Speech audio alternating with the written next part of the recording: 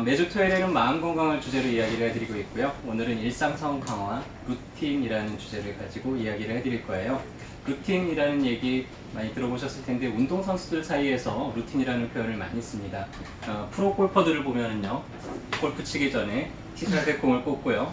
자, 그리고 한번 방향도 방향 맞는지 한번 재보고 이제 공하고 거리를 재고 그리고 다리 폭폭도 한번 살펴보고 그리고 자세 잡을 때 좀 이렇게 몸도 좀 흔들어 봐요. 그리고 빈 스윙도 한번 좀 해보고 자 그리고 나서 샷딱 때리죠. 그러면 이제 공이 쭉 날아가죠. 아니 그냥 서가지고는 뚱 때리면 되는데 오늘 준비 작업이 그렇게 많아요. 근데 그런 것들을 루틴이라고 부릅니다. 그 루틴을 하는 과정에서 방향이랑 자기 몸 사이의 거리도 재고 그 다음에 자기 몸의 회전도 체크하고 그런 것들을 다 수행하고 나서 공을 때렸을 때 샷이 가장 정확하고 똑바로 날아간다 그래요. 그래서 프로 선수들일수록 이 루틴을 상당히 많이 연습을 하게 되고요. 그리고 도중에 이거를 하나라도 빼먹거나 이거를 좀 잘못 다르게 하거나 그러면은 결과물도 또 다르게 나타난다고 합니다. 해서 스포츠 경기를 가만히 보면 그 선수들만의 그런 루틴들이 있을 거예요. 야구 선수들도 보면은 배트 잡기 전에 한 번 이렇게 모자도 꼭 2번은 왔다 갔다 하고 그리고 나서 껌도 한번 하고 치마 뱉고 신발도 한번 이렇게 털고 이런 다양한 것들을 볼 수 있을 텐데 이런 루틴들이 사람들마다 좀 일정하게 정해져 있고요. 이런 것들을 일정하게 잘 수행할 때 결과물도 좀 일정하게 나오기 때문에 그렇죠. 자, 이런 거를 하는 이유가 우리 뇌의 회로 때문에 그래요. 우리 뇌에는 뉴런이라고 하는 뇌세포가 있습니다. 한 대략 100억 개 정도 된다 그래요. 근데 그거보다 더 많은 교세포라는 게 있는데요. 뉴런보다 한 10배 가까이 많은 1000억 개 정도 된다고 합니다. 이 교가 하는 역할은요, 뉴런과 뉴런 사이를 연결을 해주는 그런 다리 역할을 해요. 한 개의 교가 대략 100개 이상의 시냅스를 만든다고 합니다. 자, 이제 우리가 어떤 일을 반복을 할 때, 가령 난생 처음 하는 일이에요. 가령 여러분들이 탁구를 배운다고 한번 생각을 해봅시다. 탁구채를 오른손으로 이렇게 잡고 그 다음에 스윙은 여기에서부터 이렇게 해가지고는 반대편으로 빠져나오고 이때 허리는 어떻게 돌리고 그 다음에 라켓 기울기는 어느 정도 하고 처음엔 이거를 하나하나 다 신경 써야 될 거예요. 다 처음 하는 일이기 때문에. 근데 이 처음 하는 일을 할 때 그 일에 해당되는 회로가 살짝 이렇게 시냅스가 연결이 돼요. 뇌에서는.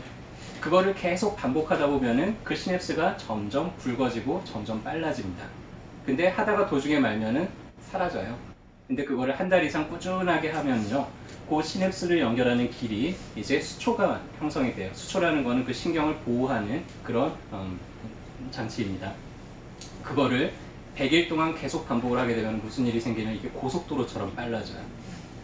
그래서 여러분들도 아마 운동 같은 거 배울 때 처음엔 되게 신경 써서 동작 하나하나를 하지만은 나중에는 거의 무의식적으로 탁구공이 날라온다 그러면 나도 모르게 이미 손은 뻗고 있고 라켓은 휘둘러고 있고 공은 아주 멋지게 상대방 코트에 가서 떨어지는 그런 것들을 이제 경험을 할 텐데요. 이런 것들이 단 내가 계속 꾸준하게 어떤 루틴을 반복을 하면서 만들어 놓은 회로 덕분이죠. 자, 이런 것들이 운동 경기에만 국한되는 게 아니라 여러분들 삶에서도 마찬가지입니다. 그리고 우리 건물을 지을 때 가장 중요한 게 만드는 것. 우리가 건물 지을 때 가장 기초에 해당되는 게 있을 거예요. 일단은 땅을 평평하게 골라놓고요. 그리고 나서 거기에다가 골조를 세울 겁니다. 골조를 얼마나 튼튼하게 짓느냐가 그 건물의 수명을 결정지을 만큼 가장 중요하죠. 골조가 튼튼하면은요, 그 다음에 벽체는 얼마든지 나중에 낡으면 다시 허물었다가 다시 붙여도 괜찮아요. 근데 골조가 약하면 흔들리면은 그 건물은 오래가지 못하죠.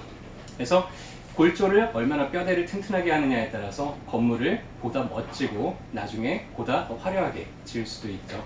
여러분들의 삶도 마찬가지입니다. 여러분들 삶에 기초를 얼마나 튼튼하게 하느냐에 따라서 여러분들의 삶을 보다 더 멋지게 혹은 보다 더 화려하게 보다 더 내가 원하는 방향으로 만들어갈 수가 있습니다. 근데 여러분들 삶의 기초는 결국에는 내가 일상의 루틴이에요. 내가 아침에 일어나서 씻고 밥 먹고 회사 가거나 학교를 가고 그리고 나서 또 여가 활동을 즐기고 잠을 들고 하루 동안 쭉 반복되는 일과가 있을 거예요. 어떤 사람들은요 언젠가 찾아올 아주 특별한 날을 기다리면서 오늘을 허송세월하면서 이렇게 기다리는 분들이 있어요. 근데 아주 특별한 그날은요, 여러분들이 바라는 그날은 잘 찾아오지 않습니다. 한참 시간이 지난 다음에 깨닫게 될 거예요. 그냥 내가 날마다 반복했던 그게 내 삶이었구나. 그렇게 꾸준히 반복하면서 쌓아온 게 결국에는 지금의 내가 됐구나라는 것을 발견하시게 될 겁니다. 그래서 여러분들 하루하루 한 장 한 장 벽돌을 잘 만들어서 쌓아가셨으면 좋겠어요. 일상에서 가장 기초가 되는 거, 늘 반복하는 게 있습니다. 뭐죠? 일단은 잠자고 일어나야 되죠. 그 다음에 밥 챙겨 먹어야 되죠. 자, 이거는 여러분들 삶에 있어서 가장 기초예요. 이거를 안 하는 사람들은 없을 거예요. 근데 여러분들 삶의 리듬을 만들어가기 위해서요, 늘 일정한 시간에 이거를 반복을 하는 게 중요해요. 아침에 일어나는 시간, 아침, 점심, 저녁 하루에 3번 식사를 챙겨 먹는 시간, 그리고 가볍게 한 30분 정도 몸을 활동하는 시간. 이 30분 정도 몸을 활동하는 건 집안 청소를 하면서 집안일을 하면서 활동을 해도 되고, 아니면 산책을 하거나 운동을 해도 되고, 아니면 여러분들이 정적인 트레이닝을 해도 되고. 하지만 기본적으로 이런 시간들을 정해놓고 빼먹지 않고 꾸준하게 반복을 할 때 여러분들 삶의 기초가 만들어지게 돼요. 자, 그리고 그 다음에 비는 시간은 얼마든지 프리, 여러분들 마음대로 할 수 있습니다. 놀고 싶으면 놀고, 뭔가 내가 좀 더 어떤 작업을 해보고 싶으면 해봐도 되고, 취미 활동을 하고 싶으면 해봐도 되고. 근데 내가 그런 것들을 꾸준하게 해나갈 때 점점 쌓여가죠. 그런 것들을 만들어갈 때 요령이 있어요. 우리가 골조를 세우고 거기에다가 벽을 붙이는 것처럼 여러분들 삶의 가장 뼈대가 되는 시간에 여러분들이 하고자 하는 일들을 갖다 붙이는 거예요. 가령 내가 좀 더 튼튼한 몸을 갖고 싶어요. 내가 그래서 좀 달리기나 이런 거를 내가 꾸준히 한번 해보고 싶어. 근데 이걸 아무 때나 하면은요, 하다가 오늘은 좀 컨디션이 그런데 좀 쉬어볼까 하다가 또 흐지부지 되기가 쉬운데요, 여러분들이 늘상 하는 일에 갖다가 붙여보는 겁니다. 가령 어떤 거냐면은 내가 아침에 일어나서 물을 한 잔 딱 마시잖아요. 그러면은 뛰러 가는 거예요. 그래서 내가 아침에 일어난다는 것, 물을 마신다는 것과 뛴다는 거를 갖다 붙여버리는 거예요. 그렇게 그냥 습관을 들여버리다 보면은 몇 달, 한 달, 2달 정도만 그냥 습관을 하다 보면 그냥 자연스럽게 그게 여러분들 삶의 또 하나의 루틴이 됩니다. 내가 영어 공부를 하고 싶어요.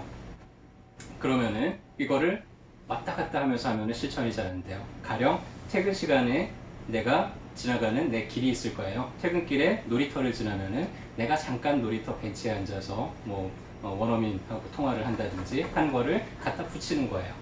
그래서 늘상 퇴근길에 나는 잠깐 한 10분 정도 놀이터 벤치에 앉아서 통화를 해서 원어민과 대화를 하면서 영어 실력을 쌓아간다든지 이렇게 루틴을 만드는 거예요.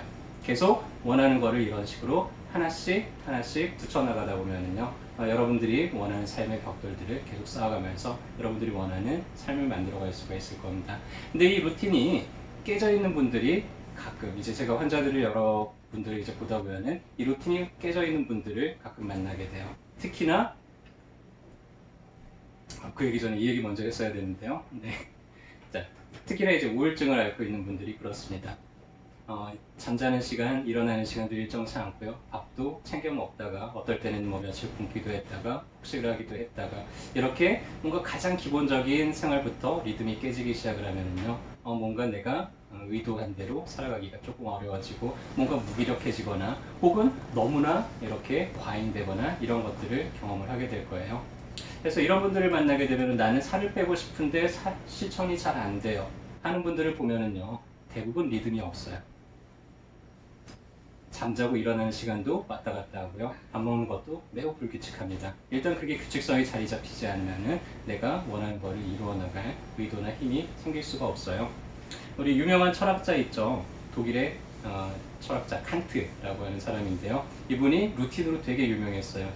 마을 사람들이 교회의 종소리를 들으면서 시계를 맞춘 게 아니라 칸트가 산책 나가는 시간을 보면서 칸트 산책 나가네, 지금 12시 정각이구나 하고 시계를 맞출 정도로 정말 이렇게 딱 일상이 규칙적인 그런 생활을 했다고 합니다. 그래서 뭔가 내가 삶이 좀 무의미하게 흘러가는 것 같다든지 아니면은 내가 뭔가 결심을 했는데 이게 자꾸 흐지부지 되는 것 같다든지 하다면은요, 여러분들의 루틴을 먼저 체크를 해보십시오. 내가 규칙적으로 일어나고 규칙적으로 식사를 챙겨 먹고 있는지부터 시작을 하는 거예요. 그리고 나서 거기에 여러분들이 원하는 걸 하나씩 하나씩 덧붙여 나가는 겁니다. 일단은 이 리듬이 일정한 사람들이 있고요, 이 리듬이 아주 출렁이는 사람들이 있어요. 여러분들의 컨디션도 늘 똑같지는 않을 거예요. 어떨 때는 좀 처지고요. 어떨 때는 조금 더 낫고 이런 경험들을 하게 될 겁니다. 우리가 처지게 되면은 괜히 불안하다든지 밥맛도 떨어지고 뭔가 무기력감을 느끼게 될 거고요. 내가 약간 컨디션이 너무 상승되게 되면은 너무 자아도취를 한다든지 너무 자신만만하다든지 뭔가 대인관계에서 뭔가 막 이렇게 강요하거나 불안정하다든지 너무 과잉 행동을 하거나 주의가 산만해진다든지 이렇게 될 텐데요. 이런 것들을 리듬을 점점 이렇게 조율을 해나가는 것도 이 일상을 얼마나 루틴하게 잘 끌고 가느냐고 많이 관계가 있어요. 그래서 그렇게 쭉 일정한 루틴들을 만들어 가다 보면은 결국에는 이런 범위들, 내가 허용할 수 있는 어떤 삶의 범위나 행동 범위도 점점 넓어져 갈 겁니다. 모든 사람들의 리듬이 다 같지는 않아요. 그리고 이 리듬은 나의 리듬이기도 하지만은요, 내가 살고 있는 우리 사회의 리듬도 있고요, 또 이 시절의 리듬도 있을 거예요. 때로는 내 리듬하고 맞지 않는 삶의 풍파를 겪게 되기도 할 테지만은요, 내가 내 자신의 리듬을 잘 맞추어 나간다면은 그런 파도가 너무나 큰 파도가 찾아오더라도 여러분들은 그 안에서 균형을 잘 잡고 그 파도를 현명하게 헤쳐나갈 거라고 생각을 합니다.